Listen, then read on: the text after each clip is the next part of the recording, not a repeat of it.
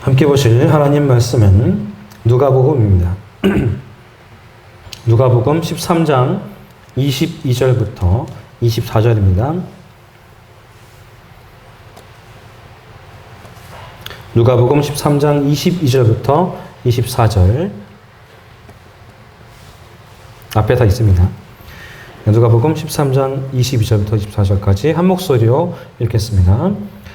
예수께서 각 성, 각 마을로 다니사 가르치시며 예루살렘으로 여행하시더니 어떤 사람이 여짜오되 주여 구원을 받을 자가 적으니까 그들에게 이르시되 좁은 문으로 들어가기를 힘쓰라 내가 너희에게 이르노니 들어가기를 구하여도 못하는 자가 많으리라. 아멘. 네, 오늘 말씀의 제목이 좁은 문으로 들어가기를 힘쓰라 입니다. 이 세상에서 온갖 부유함을 누리면서 살아가던 한 여인이 있었습니다. 이 여자가 죽어서 하늘나라에 가게 되었어요. 근데 이 여자에게 주어진 집으로 안내하기 위해서 천사가 동행을 합니다. 이 둘이서 이제 길을 가는데 훌륭한 저택들이 세워진 곳을 지난 거예요. 근데 여자가 한 집 한 집 지나면서 마음에 들어 했는데 천사가 멈추지 않는 거예요. 난 여기가 좋은데 왜 지나가지? 그러니까 자기한테 할당된 집이 아닌 것입니다. 훌륭한 집들이 있는, 훌륭한 저택들이 있는 그곳을 지나고 이제 변두리 지역으로 가게 되었어요. 거기에는 훨씬 더 작은 집들이 있었습니다. 아주 오밀조밀하게 다닥다닥 붙어있는 그런 집들이 있었어요. 그런데 여기도 그냥 지나치는 것입니다. 변두리도 지나서 이제 정말 오두막처럼 작은 집들이 있는 곳으로 가게 되었어요. 천사가 말합니다. 여기가 당신 집입니다. 여자가 깜짝 놀라서 뭐라고요? 이게 내 집이라고요? 나는 이런 데서 살 수 없습니다. 그랬어요. 천사가 말하기를 안 됐지만 당신이 올려보내준 물자로는 이 정도 집밖에는 만들 수가 없었습니다. 라고 대답을 했다고 합니다. 만약에 우리가 이 땅에서의 올려보낸 물자로 각자의 집을 마련하게 된다면 천국은 역시 부자들의 천국이 될 거예요. 많은 것들을 올려보내면 되니까요. 하지만 천국, 하늘나라, 그곳은 사랑이 지배하는 그런 나라입니다. 그렇기 때문에 하늘나라의 기준은 이 땅과 다릅니다. 세상에서 먼저 된 자가 하늘나라에서는 나중된 자가 되고 또 세상에서 나중된 사람이 하늘나라에서는 먼저 되는 일이 있습니다. 여러분은 하나님의 뜻대로 살아가시기 바랍니다. 그래서 사랑이 지배하는 하나님 나라 잔치에 모두 참여하시기를 바랍니다. 예수님께서 예루살렘으로 여행하실 때였어요. 하루는 어떤 사람이 나와서 물어봅니다. 예수님, 주님, 구원을 얻는 사람들이 많습니까? 적습니까?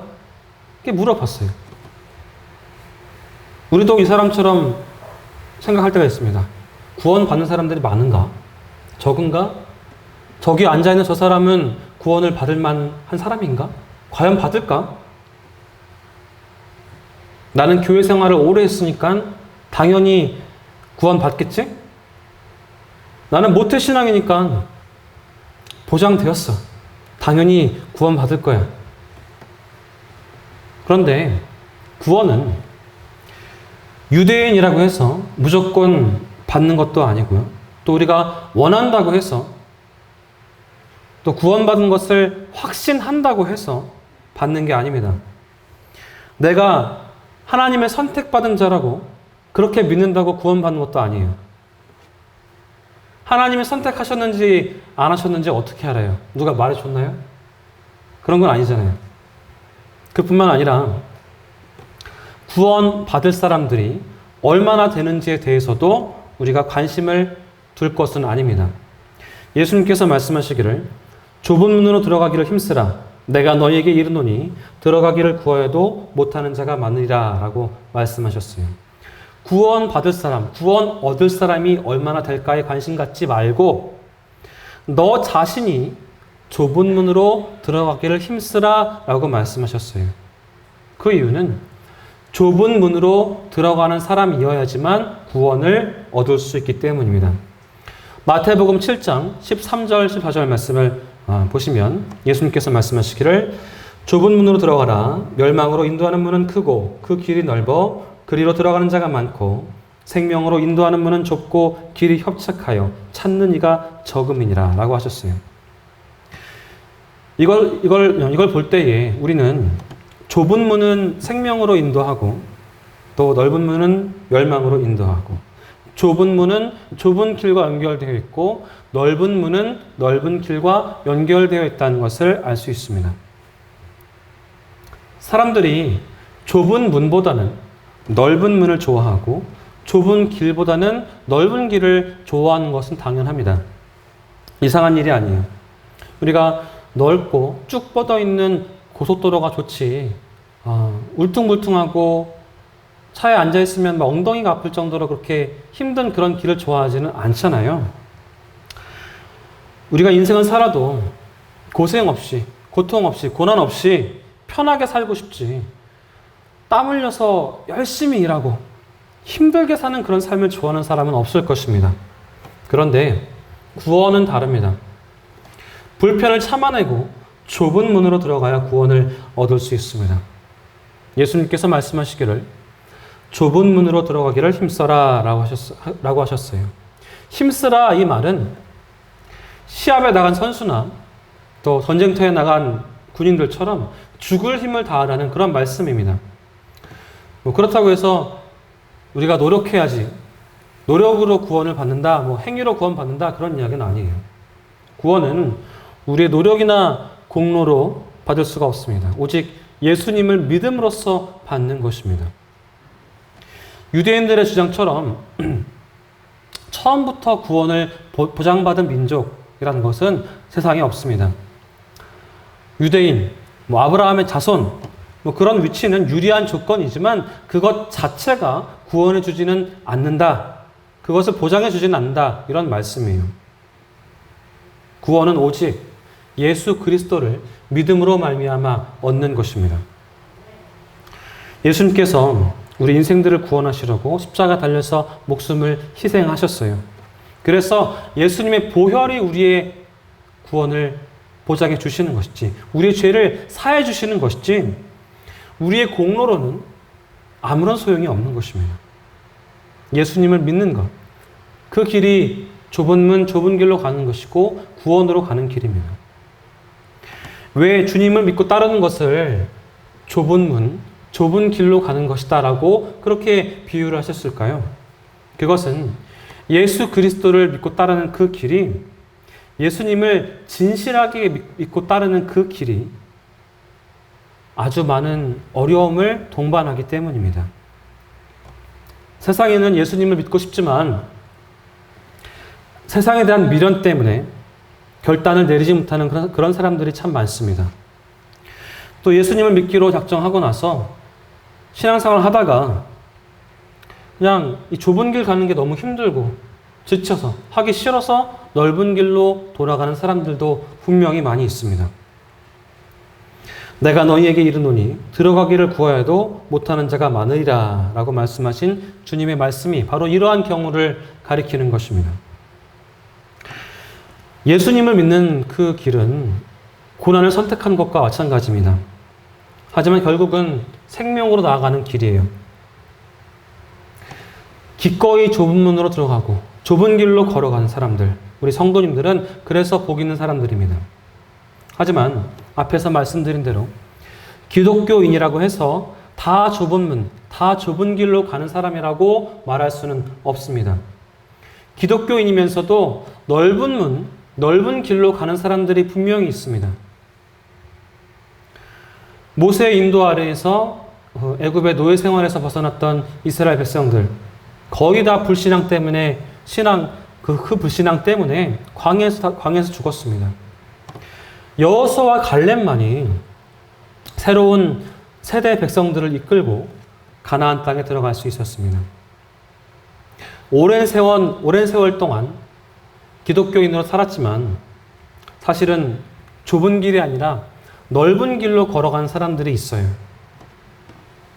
그냥 일주일에 한 번 교회 나오고 예배드리고 돌아가면서 그냥 거기에 만족하는 거예요. 삶 속에서 기독교인으로서, 예수 믿는 사람으로서, 그리스도인으로서 살아내는 게 아니라 그냥 나의 어떤 만족을 위해서 설교 말씀 잠깐 들으러 나오는 그런 사람들. 형식적인 신앙생활로 만족하는 사람들인 것입니다. 우리는 진실로 주님을 섬기는 사람들이 되어야만 합니다. 사람 눈은 속일 수 있습니다. 거룩한 척, 경건한 척 할 수 있어요. 그런데 하나님은 속일 수가 없어요. 중심을 보시는 하나님을 속일 수가 없다는 말입니다.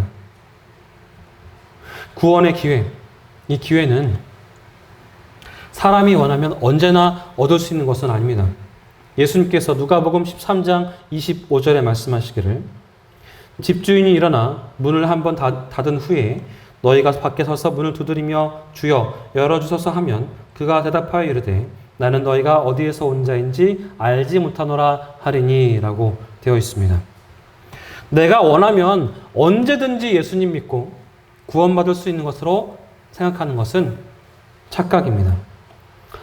오랫동안 열려 있었던 구원의 문이 닫힐 때가 있습니다. 언제입니까? 예수님께서 재림하실 때예요. 그때에 구원에서 제외받은 사람들이 와서 호소할 거예요. 주님, 우리가 주님 앞에서 먹고 마셨습니다.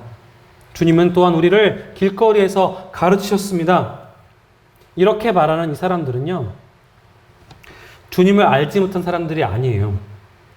주님 앞에서 먹고 마셨고 주님의 가르침을 받았던 사람들이에요. 지금으로 치면 교회에 나와서 같이 식사도 하고 또 성경 공부도 하고 신앙생활도 했던 사람들입니다. 그런 사람들이 나와서 말합니다. 주님과의 관계를 상기시키면서 선처를 호소하는 거예요. 그런데 주님께서 말씀하십니다. 나는 너희가 어디로부터 왔는지 알지 못하노라. 행악하는 모든 자들아 나를 떠나가라 라고 말씀하셨어요. 그러므로 우리는 이 땅에서 사는 동안에 방심하고 게으르지 말고 항상 영적으로 깨어 있어서 열심을 가지고 주님을 섬겨야 하는 것입니다. 신앙생활의 연조나 직분을 내세우지 말고 과거에 내가 얼마나 충성했는지 그런 것들을 자랑하지 말고 지금 열심 내고 지금 충성해야 한다는 말씀입니다. 그래서 주님의 인정을 받는 성도들이 되어야 할 것입니다.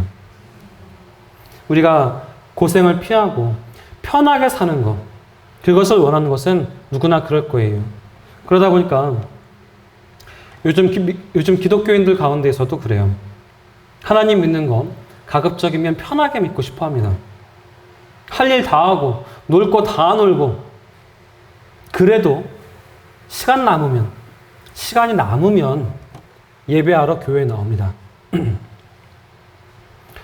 사회생활 하면서도 가급적이면 긴장을 피하고 비난받는 것을 피하기 위해서 사람들 눈치 보느라고 내가 기독교인인 것을 숨기려고 해요. 기독교인의 정체성을 드러내고 싶어 하지 않습니다. 혹시라도 내가 이런 상태에 있다면 그러한 안일한 신앙 자세를 반성해야 할 것입니다. 독일의 신학자 보네퍼가 이런 말을 했습니다.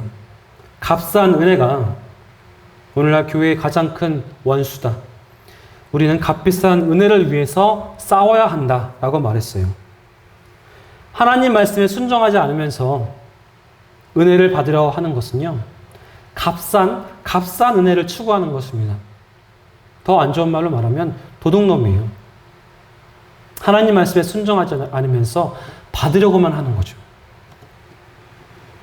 그리고 지금의 기독교인들 가운데에서는 신앙생활을 하는 데 있어서 경제 원리를 적용하는 사람들이 많아요. 비즈니스 하는 거. 예를 들어서 내가 이만큼 하나님을 섬겼으니까 하나님 그만큼 복을 주시옵소서. 60배, 70배, 100배의 복을 주시옵소서. 내가 헌금 이만큼 드렸으니까 주셔야지요. 주신다면서요. 그러는 거예요. 내가 주님 앞에 10년, 20년 헌신했으니까 그 헌신에 걸맞는 복을 주시옵소서. 아닙니다. 내가 주님께 헌신하고 섬기고 예물 드리는 것은 주님께서 나를 구원해 주신 것에 대해서 감사해서 드리는 헌신이고 예물인 거예요. 내가 뭘 얻기 위해서 드리는 게 아니라는 것입니다. 이 땅에서 현세적인 축복을 받기 위해서 하나님을 섬기는 신자들이 참 많습니다. 우리는 기독교적인 기복과 무속적인 기복을 혼동해서는 안 되는 것입니다. 기복이란 말은 복을 빈다라는 그런 뜻이에요. 기복신앙이란 말이 잘못된 말은 아닙니다. 성경에 보면 복이란 단어가 아주 자주 나오죠. 하나님께서 근데 우리를 우리에게 복을 주시는 그런 분으로 우리가 생각을 합니다. 근데 성경이 말씀하는 복은요,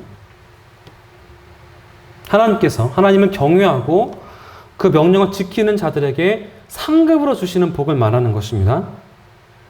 하나님을 섬기는 게 먼저고 복 받는 것은 부수적인 거예요. 하나님을 섬기는 첫 번째 목적이 무엇입니까? 그게 우리의 본분이기 때문입니다. 그래서 구원받은 성도라면 마땅히 하나님을 예배하는 데 힘을 써야만 합니다. 그렇게 신령과 진정으로 예배를 드릴 때에, 하나님을 예배할 때에 하나님께서 기뻐하시고 우리에게 복을 내려주시는 게 바른 순서인 거예요. 그렇기 때문에 우리가 복을 받는 것에 집중할 것이 아니라 먼저 하나님 말씀에 순종해서 좁은 길로 걸어가는 것, 그것에 힘써야 하는 것입니다. 그러면 좁은 문으로 들어간 사람들은 어떻게 되느냐? 첫 번째, 예수님을 진실하게 섬깁니다. 요한복음 7장부터 9절까지의 말씀 다 같이 한번 읽어볼까요? 앞에 보시면 있습니다. 시작. 그러므로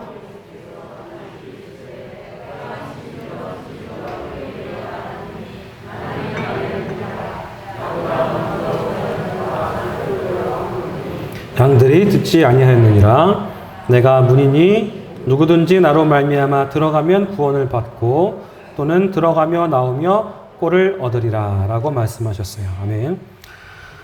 예수님께서 구원의 문이시기 때문에 그분을 믿는 것이 좁은 문으로 들어가는 것이고 좁은 길로 가는 것입니다. 또 요한복음 14장 6절 말씀, 예수께서 이르시되 내가 곧 길이요 진리요 생명이니 나로 말미암지 않고는 아버지께로 올 자가 없느니라. 이 땅에 많은 종교가 있습니다.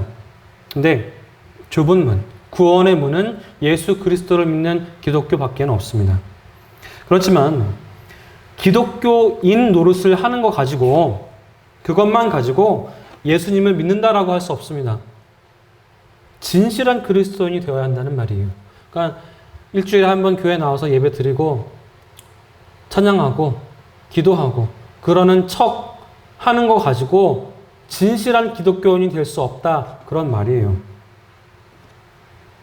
진심으로 예수님을 믿고 따라가야 하는 것입니다. 초대교회 당시 수많은 그리스도인들이 죽었습니다. 박해를 받았어요. 순교했어요. 왜요? 황제를 숭배하는 것을 거절했기 때문입니다.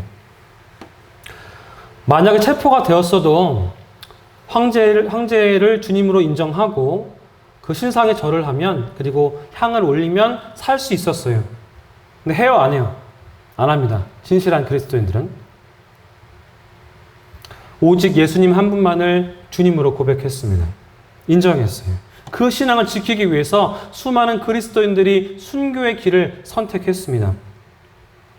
지금도 로마에 가면 콜로세움이라는 그 경기장이 있습니다. 원형 경기장이 있어요. 거기서 맹수들한테 죽고 피 흘리고 칼에 맞아 죽고 화형당하고 그런 곳으로 유명합니다. 또 로마 근교에 카타콤이라는 지하 묘지가 있는데 사방으로 뻗은 통로가 지하에 있습니다. 또 가다 보면 양쪽에 이제 유골을 둘 수 있는, 시체를 둘 수 있는 그런 곳이 있고요. 또 수십 명이 모일 수 있는 그런 넓은 공간도 있습니다. 예배 장소죠. 우리는 어떻습니까? 넓은 공간에, 쾌적한 공간에서 예배를 드리고 있죠. 시원한 공간에서 예배를 드립니다. 그런데 감사하지 않아요. 당연하게 여깁니다. 약 250년 동안 수많은 기독교인이 순교의 각오로 신앙을 지켰습니다. 그러다가 주후 313년에 콘스탄틴 대제가 밀라노 칙령을 내려서 기독교 신앙의 자유를 허락합니다. 그리고 얼마 후에 기독교가 로마의 국교가 됩니다. 국가에서 교회를 후원하고 성직자들한테 특권을 줬어요. 그러니까 어떤 일이 벌어졌냐면 황제의 눈에 들기 위해서 고관들이 교회로 몰려왔습니다. 백성들도 교회로 몰려오기 시작했어요. 그러다 보니까 회개의 관문을 거치지 않은 사람들이 교인이 되기 시작했습니다. 콘스탄틴에 의해서 핍박과 박해는 없어졌지만, 사라졌지만 그와 동시에 기독교의 타락이 시작된 거예요. 좁은 문, 좁은 길로 가기 위해서는 회개의 관문을 반드시 지나쳐야만 합니다. 지금 우리 기독교의 문제는 바로 이것입니다.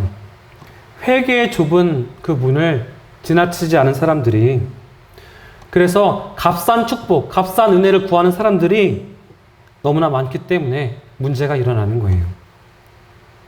그런 신자들은 아무리 많아도 주님을 따르는 진실한 성도로 인정받지 못할 것입니다.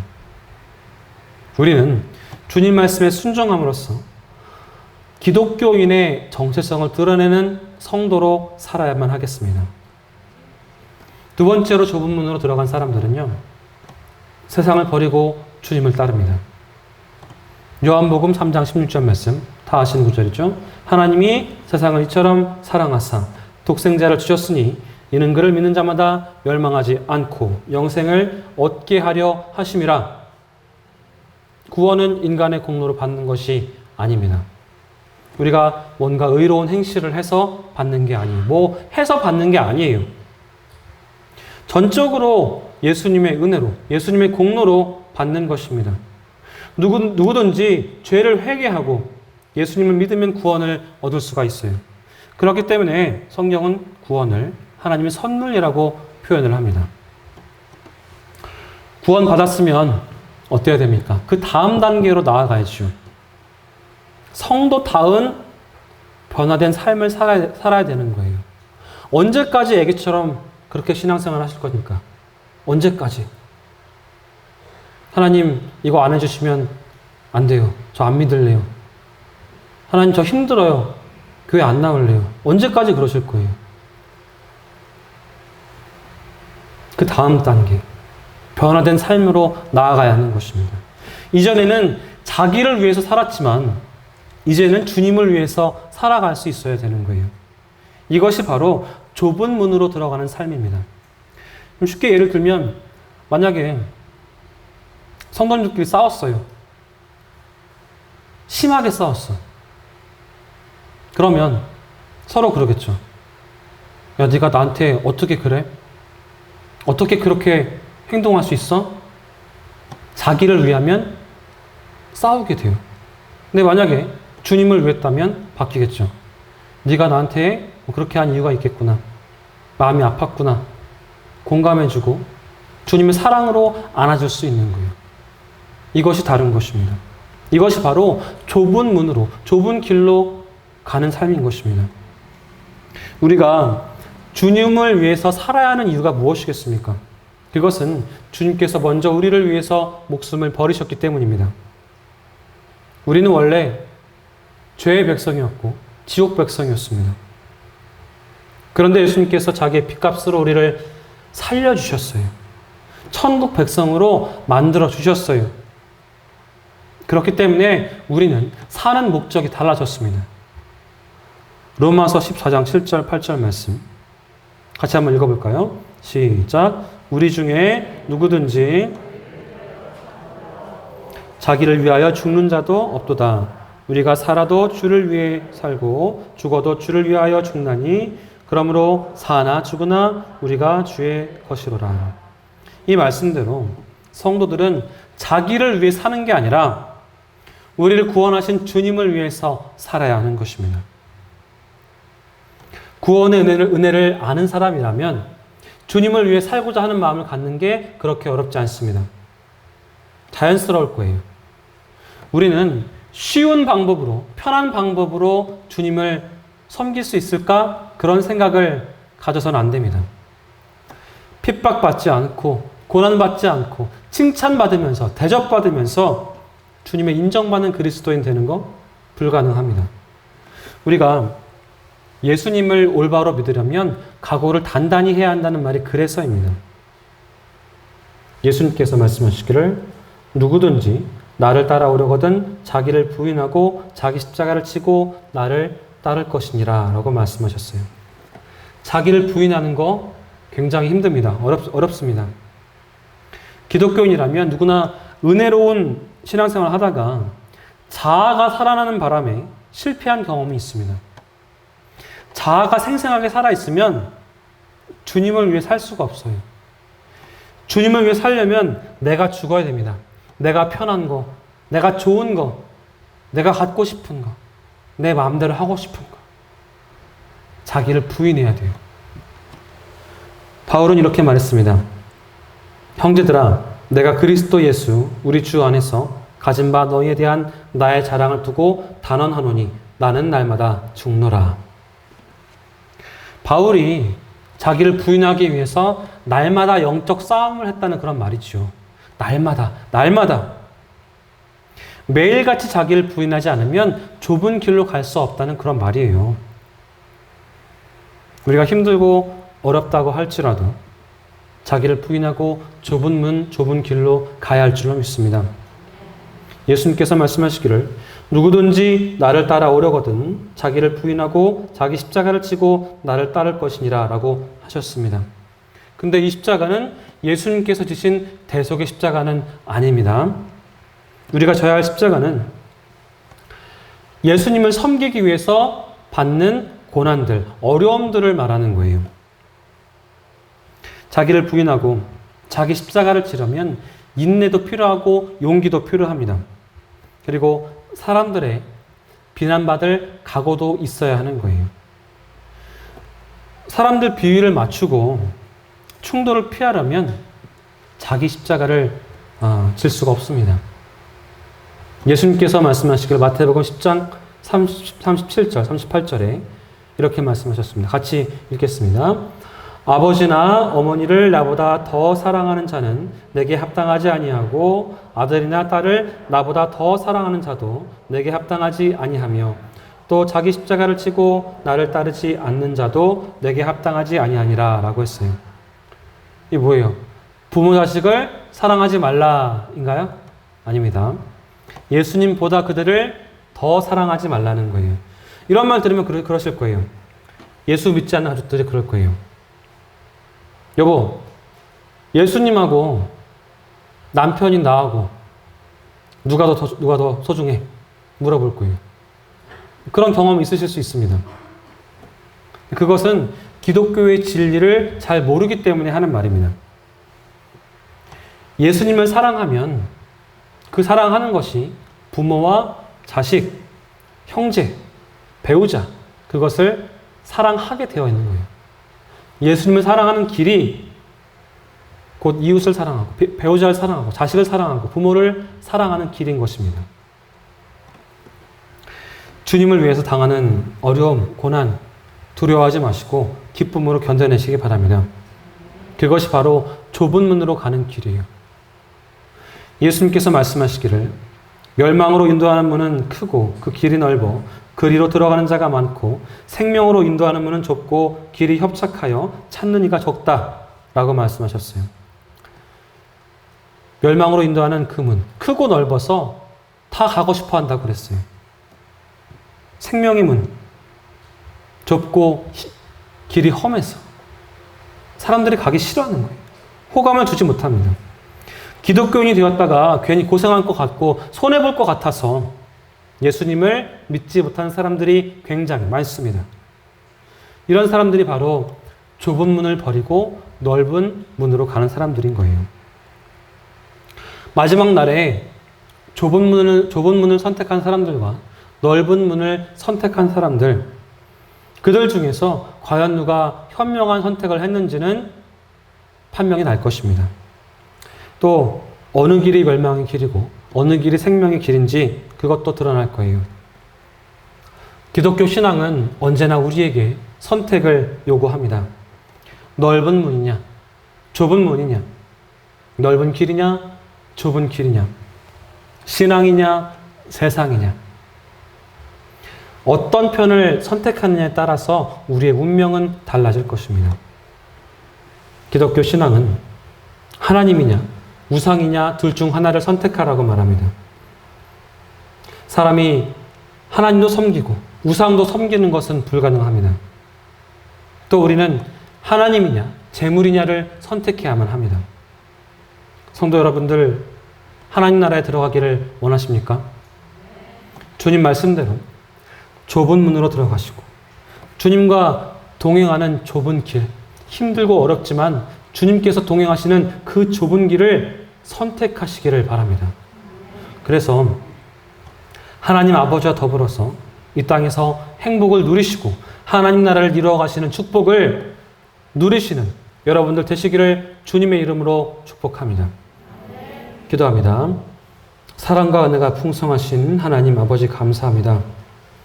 우리는 삶에 있어서 늘 선택을 합니다. 그리고 그 선택을 할 때에 예수님을 믿는 사람으로서 부끄럽지 않은 선택을 할 수 있도록 주님 도와주시옵소서. 예수님의 길을 따라가는 사람으로서 올바른 선택을 할 수 있도록 주님 도와주시옵소서. 나의 이익이나 편안함, 욕심을 위해서 그것을 채우려고 넓은 길을 선택하지 않도록 주님 도와주시옵고, 주님의 영광을 위해서 내가 비록 고통받을지라도 고난받을지라도 손해를 볼지라도 내가 힘든 길로 가는 선택이라고 할지라도 좁은 길로 좁은 문으로 나아갈 수 있는 담대한 믿음을 허락하여 주시옵소서. 우리에게 세상의 빛이 되라고 말씀하신 주님, 세상의 소금이 되라고 말씀하신 주님, 부족한 우리가 빛과 소금의 사명을 감당할 수 있도록 성령님 역사하여 주시옵소서. 우리를 사랑하여 주시고 하나님 자녀가 될 수 있도록 인도하여 주신 예수님의 이름으로 간절히 기도하옵나이다. 아멘.